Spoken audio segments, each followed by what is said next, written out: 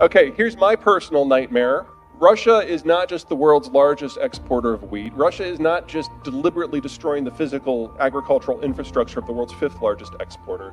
This space is the single largest supplier of fertilizer as a category, as well as the world's single largest supplier of potash to the world. Already, those exports are down by about 1/3. And one of the fun things to keep in mind about Russian infrastructure is it is old. Most of the Russian industrial capacity for agriculture was built in the 60s under Khrushchev. And the only reason it still operates today is with a lot of Western tech, duct tape, and help. And that's all stopped. We are already seeing industrial accidents in the Russian energy and agricultural space that are so big in exploding capacity that we can see them from orbit. This is a pipeline map. The green are oil, the red are natural gas, and the places that matter are these two ports. Primorsk on the Baltic Sea in the north, and Novorossiysk on the Black Sea in the south. And it's really all about insurance. So you cannot have your vessel enter a port or exit a port or go into a constrained waterway like, say, the Turkish Straits without an insurance policy. You have to have indemnification coverage. Well, one of the many aspects of the sanctions is that the Europeans, Japanese, and Americans, and that's over 95% of all policies, have said, no, we're not going to insure any Russian-flagged, chartered, or owned vessel. The way the Russians are getting around this, two-step process. Number one, they've formed their own insurance. It's kind of sloppy, but it's there.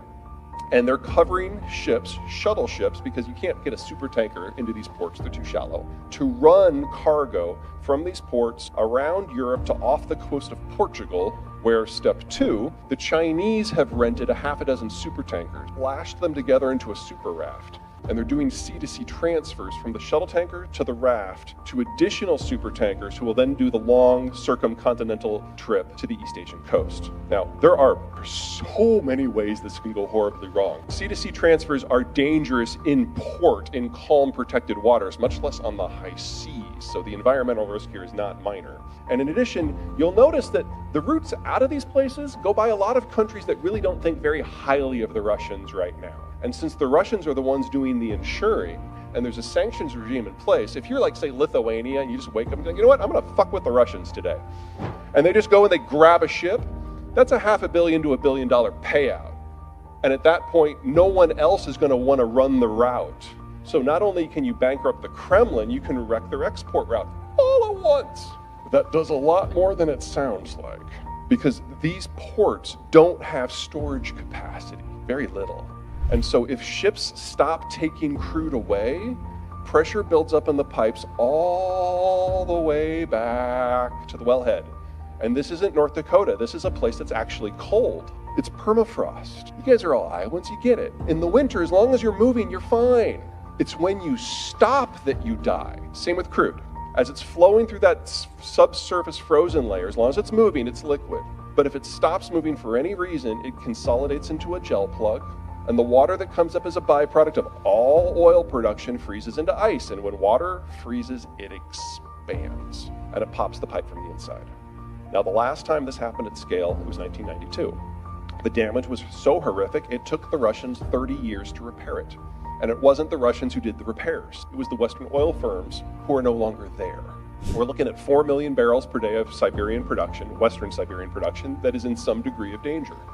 Oil is not like soy. If you don't get soy, you have wheat or pork or whatever. There are substitutes. If you don't have oil, things stop. So the price reflects that. If you need a gallon of gas to get to work and you can only get 9/10 of a gallon, not only will you pay whatever you have to get that last tenth, the price you pay for that last tenth applies to the entire market. Inelastic demand, marginal supplier, marginal demand sets the price. 4 million barrels a day goes offline, you're talking $150 to $180 a barrel, easy, in a very short period of time.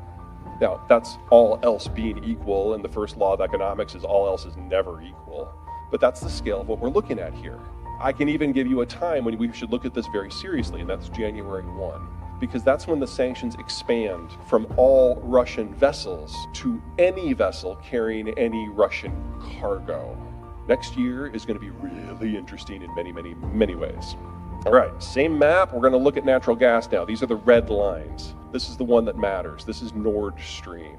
This isn't a marginal supplier to Germany, it's their primary supply. It's 40% of their total demand, and somebody blew it up a few months ago. Germans are not like Americans. I mean, we talk a good paranoid game when it comes to energy security. We don't care where we get our energy. We could get some from Canada, some from Mexico, we make a bunch ourselves, we take some from Saudi Arabia. If we don't think anyone is watching all that closely, we'll take some from Venezuela, whatever. We don't care. Germans don't have that option. They've got precision manufacturing, they're in a tough neighborhood with no energy. They prefer large, long-term contracts at fixed prices and fixed volumes with state-owned players that they find more reliable. And the stuff has to be shipped on fixed infrastructure, so there's no variability. So they work with Russia's Gazprom. They bring it in from Nord Stream, 40% of the total. It's gone.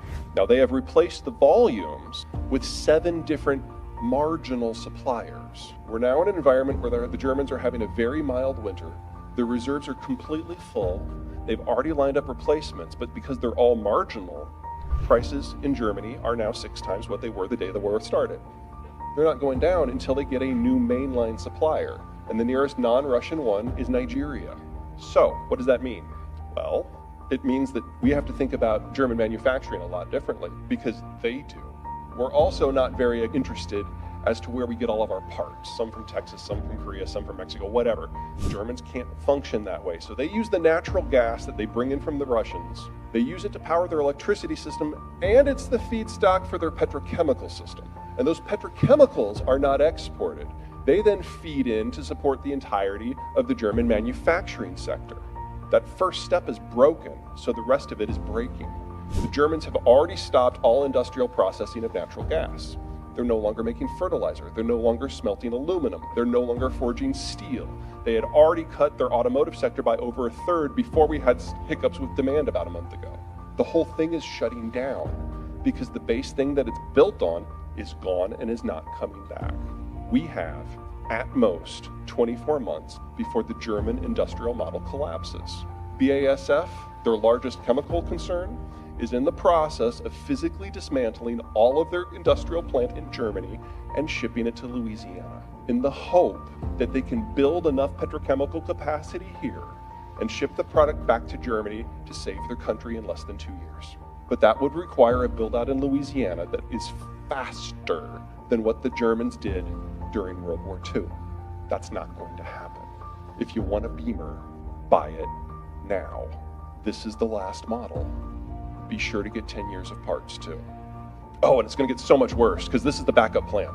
Pipes that go through the conflict zone in a war that is defined by artillery exchanges. Never forget that on the 3rd day of the war, the Russians accidentally blew up Chernobyl. Yeah, this is going to get so much worse before it gets better.